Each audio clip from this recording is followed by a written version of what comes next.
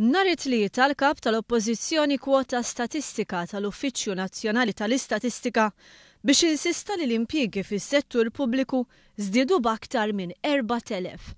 Meta affaċċjat b'ċifri mill-Gvern, il-Partit Nazzjonalista uża Twitter biex irrikonoxxa li 2,000 persuna daħlu flok persuni li spiċċaw jew irtiraw.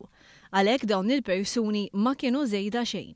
Iżda l-erba' filgħodu il-verżjoni reġa' tinbidlet. Nittema li issa ċar f'moħħok illi il-Gvern daħħal 4,400 miegħu. Fil-verità kienu 2,420 dawk ġodda li daħlu jaħdmu fis-settur pubbliku f'16 xahar. Minn dawn aktar minn 900 daħlu jaħdmu mat-trasport pubbliku wara li telqet l-arriva. Il-maġġoranza tal-ħaddiema l-oħra qegħdin fil-qasam tas-saħħa u l-edukazzjoni. Iżda Simon Busuttil jibqa' jilmenta anke mill-fatt li wieħed jagħmel tajjeb għal nies li telqu. Ma nistgħux ngħidu li dawn ma jeżistux? Jekk naqsu, jekk kienu nies li spiċċaw jew irtiraw u ġew minn flokhom mhux l-istess ammont. Permetti li ħawwiġbek. Jekk naqsu, il-mument li rriplejsjajthom daħħalt nies ġodda.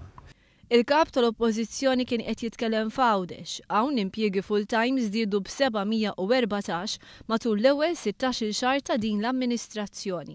Ir-rata ta' ħolqien ta' impjiegi full-time f'Għawdex kienet kważi 8 darbit aktar mill-aħħar 16 xahar ta' gvern preċedenti.